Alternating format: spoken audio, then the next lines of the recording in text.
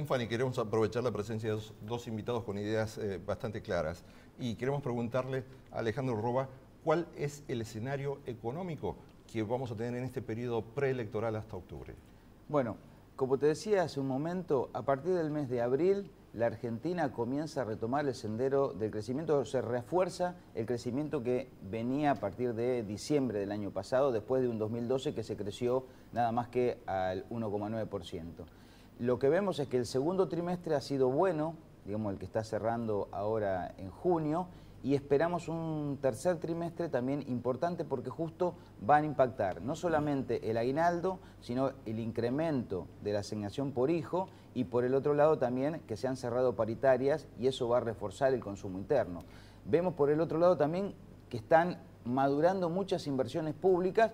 Uno ve a la presidenta continuamente inaugurando cosas, bueno, son proyectos de largo plazo que se han iniciado en años anteriores y sí algo que me parece que es muy importante es que a través del plan de obra pública para los municipios que se ha lanzado hace 2 meses, se va a reactivar también en el interior del país y a partir de la inversión pública se va a apalancar la inversión privada, que eso es una fórmula que muchas veces los libros de la ortodoxia económica dicen que cuando hay inversión pública, la inversión privada se retrae. No, al contrario, cuando hay inversión pública, la inversión privada justamente se apalanca y se incrementa. ¿Y cuál es la estimación de crecimiento económico que tenemos para este 2013? Mira, nosotros pensamos que el crecimiento que dice el presupuesto nacional de 4% es un crecimiento económico que se puede dar, creo que en forma sustentable. Con segundo trimestre y tercer trimestre creciendo a lo mejor más que ese número y a lo mejor el último trimestre un poco menos, pero me parece que en el promedio estamos creciendo a como dice el presupuesto nacional. En este escenario político, Ariel Aguilar, el de ahora previo a las elecciones, ¿los empresarios tienen suficiente confianza como para poner sus dineros y pensar a largo plazo o van a esperar que haya una resolución? No, la prueba es que cuando aparecen créditos los tomamos, cuando aparece Bicentenario, Fonapyme, cuando aparece todo este tiempo que apareció, no es solo por un tiempo preelectoral, nosotros seguimos trabajando, seguimos generando empleo, seguimos creyendo en este proyecto. Bueno, la Gelbar de alguna manera lo que hizo fue agrupar a empresarios que quieren militar este modelo. Bueno, entonces estamos hablando de un sector, el sector que cree y que tiene confianza en este gobierno. ¿Habrá otro que se retrae? ¿O piensan que pueden haber medidas abarcativas? No, yo no creo que los créditos lo hayan tomado solamente los que creen en este gobierno. Si vos tenés políticas que van direccionadas a lo que decía Alejandro, fortalecer el mercado interno, a ir avanzando en las cadenas de valor. O sea, cuando vos tenés este tipo de señales, a tomar medidas contundentes a la hora que hay que tomarlas, ¿no? ¿Te acuerdan que hace 3 o 4 semanas nos volvían locos con el dólar blue? Y la verdad que yo les decía todo, el dólar ilegal, perdón, ¿por qué no se dice dólar blue? Y yo les decía a todos, yo compro el cuero en pesos, tengo los sueldos en pesos, mi ganancia ¿por qué debería ser en dólares? ¿No? Entonces esta es la discusión. Entonces para nosotros, la cuestión real, como el tipo que importaba, o traes de contrabando y sos un delincuente, o importabas a 5.40 o a 5.20 o a 5.30 y los costos se hacían sobre ese dólar. Entonces nosotros seguimos invirtiendo. No hubo cantidad de despidos cuando nos pusieron. Y un detalle quería marcar en el tema del crecimiento. El crecimiento es importantísimo. ¿Por qué? Más allá del 3, 3,5, 4, 4,5, en los 90 hubo una etapa que también se creció.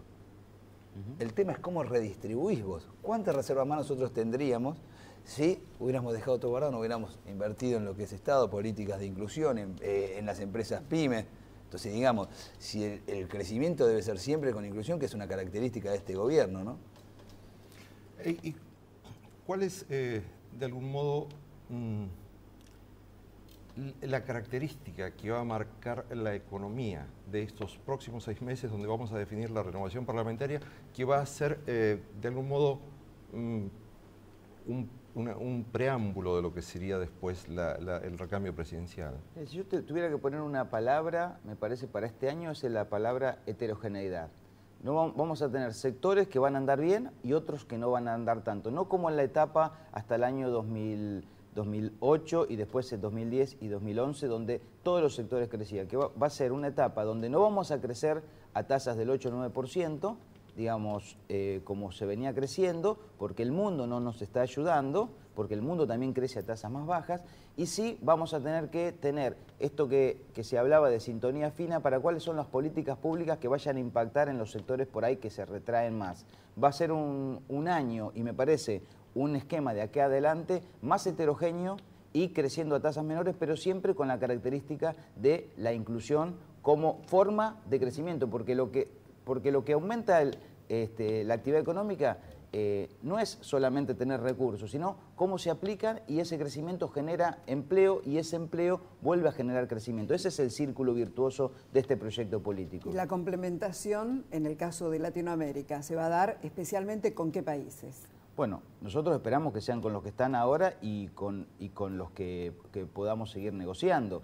El mundo crece a dos velocidades. Los países centrales, Europa, por ejemplo, está en recesión y va a seguir en recesión. Estados Unidos crece a una tasa del 2% sin generar empleo, y el sudeste asiático, China, India y Japón están creciendo a tasas menores que las que crecían. Entonces, la forma de seguir aprovechando los países que crecen es redireccionar las exportaciones que antes iban, por ejemplo, a Europa, a países que crecen como los del sudeste asiático o el norte de África, que son justamente los socios que están creciendo a partir de la irrupción de China como actor principal de la economía internacional y una nueva hegemonía a nivel del comercio y la industria internacional. Es decir, que al tener más diversificado el comercio exterior también tenemos menos riesgos en cuanto a nuestras posibilidades de sostener mercados. Cuando decían que la Argentina estaba alejada del mundo, yo quisiera que la gente, digamos, empecemos a analizar cuál era el coeficiente de comercio exterior de la Argentina hace unos años, y digamos, la Argentina hoy tiene más comercio, o sea, exportaciones e importaciones,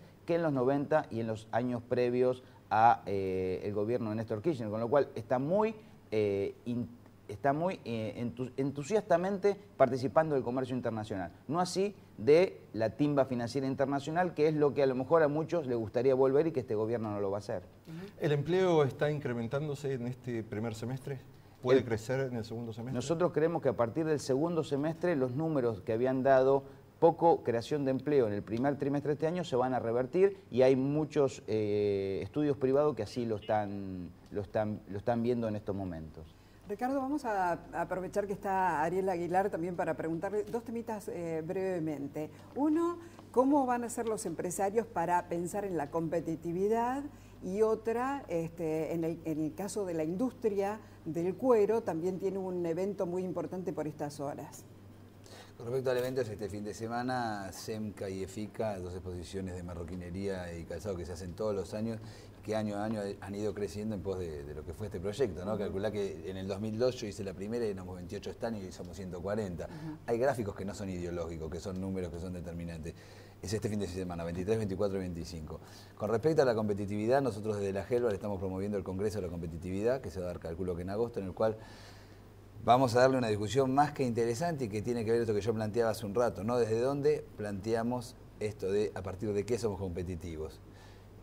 No debe ser por una devaluación, más allá de que nos sirva, que eso sirva, es de coyuntura. La discusión va a tener que ser más grande y vamos a tener que discutir. No solo en los costos, porque ideológicamente en los costos, si es bajar los salarios, nosotros no estamos parados en ese lugar ideológico, sino que también vamos a tener que empezar a discutir en las ventajas competitivas que tenemos, como por ejemplo en el cuero, dentro del país, a ver qué precio obtenemos para ser competitivos, y en el tema de las ganancias empresarias también, que es la otra parte de la discusión, que da más la heterodoxia que la ortodoxia, ¿no? Bueno, y en este último minuto yo voy a aprovechar para acercarles a los amigos aquí, Alejandro Roba y Ariel Aguilar, este trabajo que se llama Yahweh Huarpe, que es un trabajo de mi propia máquina de escribir. Así es que quiero dejarles... ¿No tomaste la computadora todavía? Quiero dejarles... No, porque es que está hecho en base a la memoria de uno de los pueblos más antiguos de nuestra historia como sociedad. Entonces vale la referencia... Pueblo Huarpe. Vale la referencia porque quiero dejar en buenas manos lo que es un intento porque la memoria de nuestros pueblos antiguos no se pierda en esta vorágine de la modernidad y esta globalización que a veces nos impide mirarnos a nosotros mismos como un pueblo de pueblos. Muchas gracias. Muchísimas gracias. Así es que con Fanny tenemos una semana por delante para analizar la coyuntura y para seguir y reflexionar sobre estos temas. Hoy hemos tratado de aportar algo de información propia y la voz de quienes entienden la economía con una voz distinta también. Los invitamos entonces para la próxima semana en Política, Producción y Trabajo. Gracias por acompañarnos.